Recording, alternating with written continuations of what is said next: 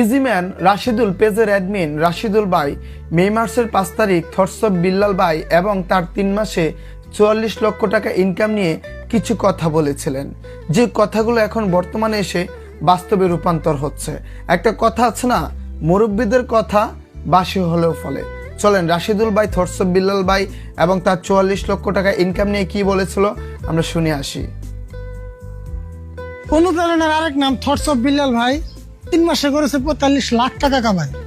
কি অবাক হচ্ছেন?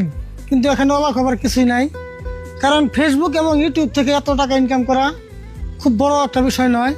কারণ যারা বড় বড় ক্রিয়েটর আছে তারা এর থেকেও কি জানি অনেক বেশি টাকা ইনকাম করেছে, কিন্তু থটস অফ বিল্লাল এগুলো সোশ্যাল মিডিয়াতে বলেছে, অন্য কেউ কিন্তু বলে নাই।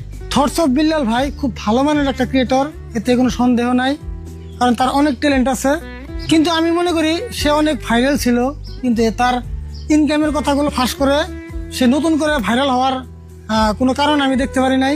কারণ আমার 3 বছরের ফেসবুক এবং ইউটিউবের অভিজ্ঞতা থেকে বলতেছি, যে বস্তু নিয়ে বা যে বিষয় নিয়ে ফেসবুক এবং ইউটিউবে খুব বেশি মাতামাতি হয়ে যায়, সে বিষয় বা সে বস্তুর একটা সময় কোনো অস্তিত্ব থাকে না। এটা একদম বাস্তব কথা। তো থটস অফ বিল্লাল ভাই, আপনি আমার কথা কিছু মনে করবেন না। ফেসবুক এবং ইউটিউবে ট্যালেন্ট থাকলে খুব তাড়াতাড়ি ভাইরাল হওয়া যায়, কিন্তু সব থেকে বড় কথা ভাইরাল হওয়াটা যতখানি বড় কথা, কিন্তু ভাইরাল হওয়ার পর এই প্ল্যাটফর্মের টিকে থাকা অনেক বড় কথা। এই প্ল্যাটফর্মের টিকে থাকার জন্য অনেক কিছু নিজেকে বিবেচনা করে চলতে হয়, অনেক কিছু বস্তু এড়িয়ে চলতে হয়, অনেক কাজ আছে যেগুলো মনে করতে চাইলেও করা যায় না। তো আমি মনে করি আপনার অনেক ট্যালেন্ট আছে, কিন্তু কিছু বস্তু আপনি এখনো বুঝে উঠতে পারেন নাই, কারণ আপনি ফেসবুকে ভাইরাল হয়েছেন খুব বেশি দিন হয় নাই।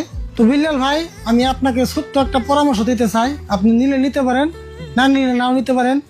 তো আপনি যেগুলো মান্থলি আর্নিং করতেছেন, আপনার ভিডিওতে কীরকম ভিউজ হচ্ছে, তো এগুলো বিষয় আপনি যত পারেন নিজেকে গোপন রাখতে চেষ্টা করেন। আর আপনি আপনার কাজে গুরুত্ব বেশি দেন, যাতে আপনি চেষ্টা করেন আপনার ভিডিওতে এই মাসে সাপোজ 10 মিলিয়ন ভিউ হয়েছে, তো সামনের মাসে তার থেকে যাতে বেশি হয় সেই চেষ্টাগুলো আপনি করেন। আপনার কন্টেন্টের উপরে আপনি নজর দেন, কারণ আপনাকে নিয়ে যত বাড়াবাড়ি হয়ে যাবে আপনার ততই ক্ষতি হবে একটা সময়। তো এখন কি জানি আপনি সেটা বুঝতেছেন না। আপনার ভিডিওগুলো, আপনার রিলসগুলো অনেক উন্নত মানের, তো আপনার রিলসগুলো আমি দেখি, খুব ভালো লাগে। তো আমি চাই আপনার মতো একটা ক্রিয়েটর সোশ্যাল মিডিয়াতে বা ইউটিউব ফেসবুকে অনেক দিন টিকে থাকেন, এই আশা করি। তো ভাই, শেষ কথা বলি, আপনি আমার কথা কিছু মনে করবেন না। ধন্যবাদ।